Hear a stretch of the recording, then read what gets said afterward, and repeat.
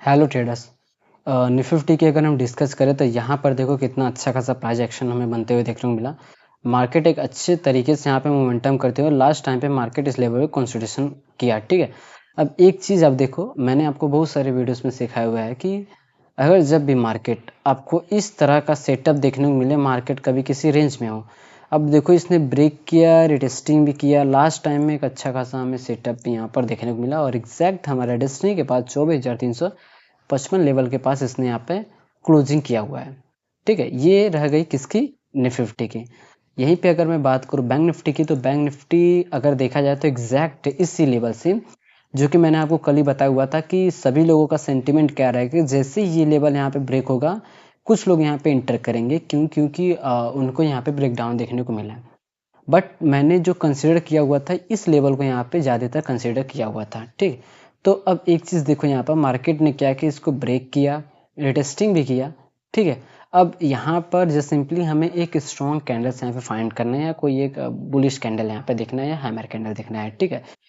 तो सिंपली यहाँ पर हमें एक बुलिश कैंडल देखने को मिला। इसका जैसे ही हाई ब्रेक हुआ और अच्छा खासा एग्जैक्ट डिस्टेंस तक हमें टारगेट मिला, और यहीं से फिर हमें फॉलिंग देखने को यहाँ पर मिला। उसके बाद मार्केट क्या कर रहा है क्या नहीं कर रहा है उससे हमें मतलब नहीं रहता, जब हमारा टारगेट हिट हो जाता है तो हम वहीं तक सीमित रहते हैं, ठीक है। अब यहाँ इसकी क्लोजिंग 57,885 पर हुआ है, किसका? बैंक निफ्टी का। निफ्टी की अगर बात करें तो अच्छे खासे लेवल पर यहाँ पे 24,435, मतलब कि ऑलमोस्ट अगर मैं बात करूं तो 74 पॉइंट यहाँ पे अपसाइड यहाँ पे क्लोजिंग किया हुआ है। तो चलिए डिस्कस करते हैं कल किस तरीके से हम यहाँ पे ट्रेड प्लान कर सकते हैं। और अगर मैं बात करूं तो मार्केट में एक वी शेप रिकवरी हमें देखने को मिल रहा है।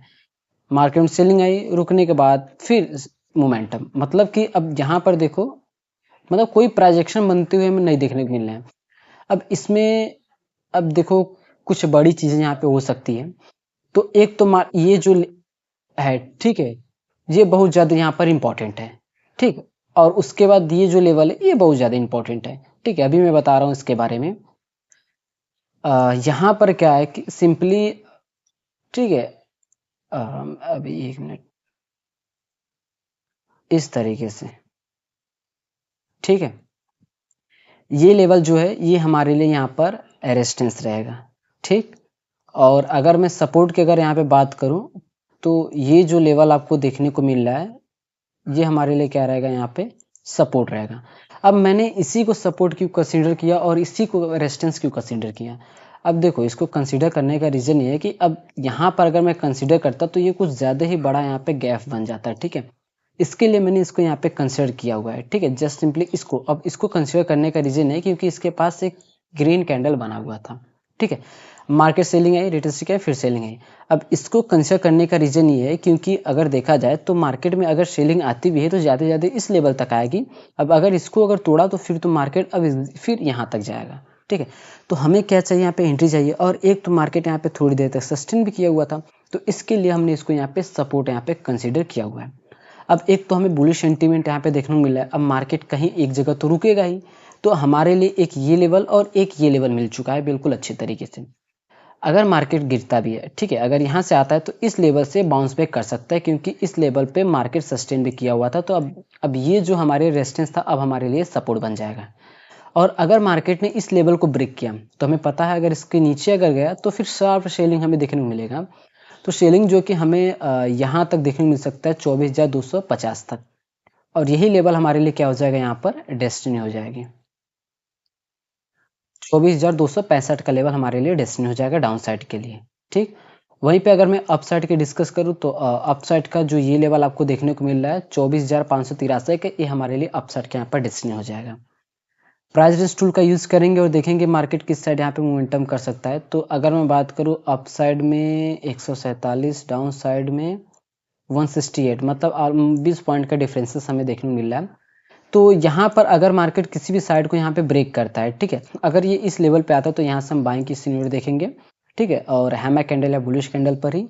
और अगर इसने इसको ब्रेक किया रिटेस्टिंग के बाद फिर हम यहाँ प्लान करेंगे और 24,265 तक अपने ट्रेड को होल्ड करेंगे।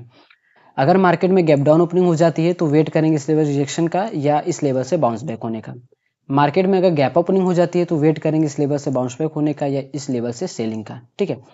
फ्लैट ओपनिंग के साथ अगर मार्केट इस लेवल तक आता है तो वेट करेंगे कोई प्राइजेक्शन बनने का, फिर उसके बाद हम यहाँ पे प्लान करेंगे।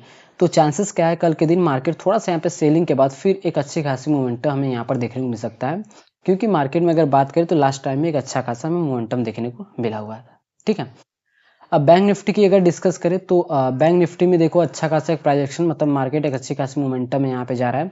तो अब चांसेस है कि मार्केट किसी एक लेवल से तो गिर सकता है। ठीक है, मतलब कि थोड़ा सा यहाँ पे रिटेस्टिंग कर सकता है।